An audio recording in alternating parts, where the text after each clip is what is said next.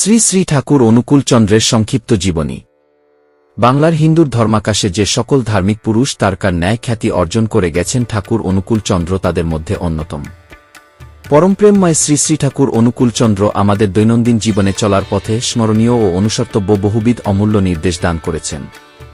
তিনি ধর্ম, অর্থ, কর্ম, পরমার্থ, অধ্যাত্ম, রাজনীতি, সমাজনীতি, অর্থনীতি, বিজ্ঞান, শিক্ষা, বিবাহ, কৃষি, শিল্পকলা, বাণিজ্য, বৃত্তি, সত্তা, ব্যষ্টি, সমষ্টি, অতীত ও বর্তমান, ভবিষ্যৎ সবকিছুকে এক মহাসমন্বয় সূত্রে সংগঠিত করে এবং সর্বার্থ পরিপূরণী পূর্ণাঙ্গ জীবন দর্শন তার অমিত নিঃসন্দি বাণীনিচয়ের মধ্য দিয়ে প্রকাশ করেছেন। আবির্ভাব বাংলা ১২৯৫ সনের ১৮৮৮ খ্রি. ৩০ ভাদ্র পাবনা শহরের অদূরে পদ্মা নদীর তীরে হিমায়তপুর গ্রামে সনাতন আধ্যাত্মিক মহাপুরুষ ঠাকুর অনুকূলচন্দ্র আবির্ভূত হন। অনুকূলচন্দ্র ১৮৮৮ সালের ৪ সেপ্টেম্বর বঙ্গপ্রদেশের পাবনা জেলার হিমায়তপুর গ্রামে জন্মগ্রহণ করেন। তার পিতা হলেন শিবচন্দ্র চক্রবর্তী এবং মাতা হলেন মনমোহিনী দেবী। ১৮৯৩ সালে তিনি হিমায়তপুর গ্রামের প্রাথমিক বিদ্যালয়ে আনুষ্ঠানিক শিক্ষা শুরু করেন। ১৮৯৮ সালে তিনি পাবনা ইনস্টিটিউটে ভর্তি হন এবং সেখানে অষ্টম শ্রেণী পর্যন্ত পড়াশোনা করেন।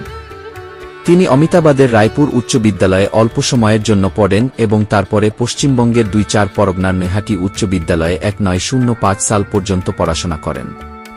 পরে তিনি কলকাতার ন্যাশনাল মেডিকেল স্কুলে ভর্তি হন এবং সেখান হোমিওপ্যাথিতে ডিগ্রি অর্জন করে। অনুকূলচন্দ্র দেওঘরে তপোবন বিদ্যালয়, দাতব্য চিকিৎসালয়, ইঞ্জিনিয়ারিং ওয়ার্কশপ, পাবলিশিং হাউস, ছাপাখানা ইত্যাদি প্রতিষ্ঠা করেছিলেন। সৎসঙ্গের প্রতিষ্ঠাতা শ্রী শ্রী ঠাকুর অনুকূলচন্দ্র। প্রতিষ্ঠানটির নামের তাৎপর্য ব্যাখ্যা করে তিনি বলেন, সৎ ও সংযুক্তির সহিত তদুক্তিসম্পন্ন যারা তারাই সৎসঙ্গী, আর তাদের মিলনক্ষেত্র হল সৎসঙ্গ। শুরু হল মানুষ তৈরির আবাদ। কর্মের মাধ্যমে যোগ্যতর মানুষ গড়ে তোলাই হল এর লক্ষ্য। সৎসঙ্গ ও ইষ্টভৃতি কি এর মাধ্যমে অর্থ সংগ্রহ করে, এক বিরল প্রথা। সৎসঙ্গ আশ্রম। ধর্মকর্মের অপূর্ব সমন্বয়ে সৎসঙ্গ আশ্রম।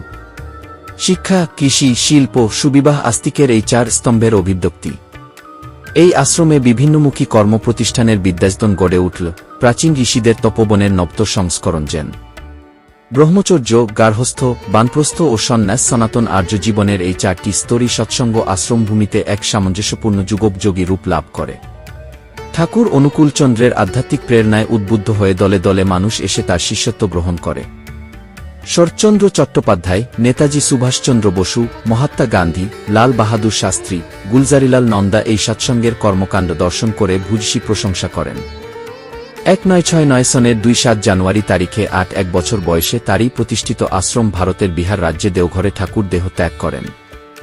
অনুকূলচন্দ্র ঠাকুর প্রায় ৪-৬টি পুস্তক রচনা করেন। এগুলোতে ধর্মশিক্ষা, সমাজ সংস্কার, প্রচলন প্রভৃতি বিষয়ে আদর্শ ও উপদেশসমূহ বর্ণিত হয়েছে।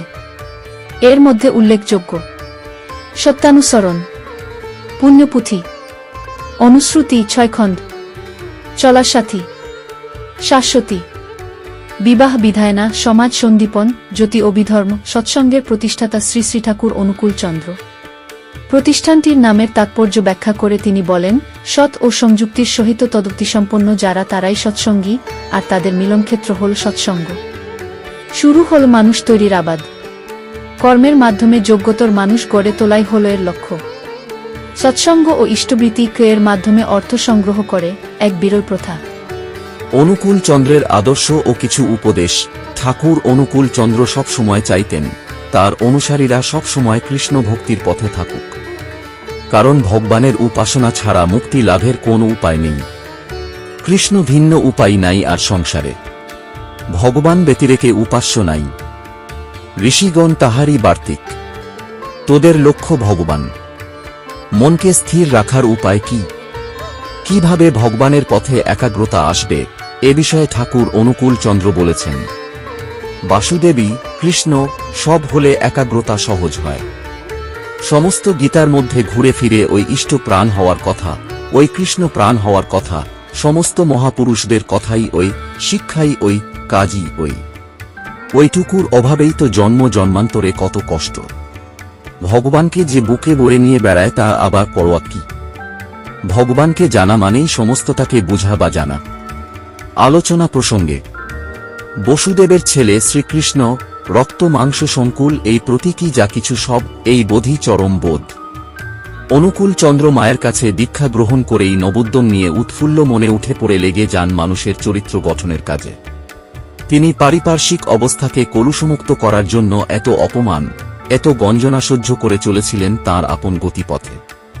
যেথায় দেখেছেন অসৎ প্রকৃতির লোকেরা শাসন পীড়নের মাধ্যমে সঠিক পথে আনা যাচ্ছে না, তখনই তিনি দেবদূত হয়ে দাঁড়িয়েছেন তাঁর প্রেম ভালোবাসা নিয়ে। ১. মাটির শরীর মাটি হবে, মাটি ছাড়া নাই বিধান, মাটিরে তুই কর রেখাটি অমিতেরই এনে নিদান।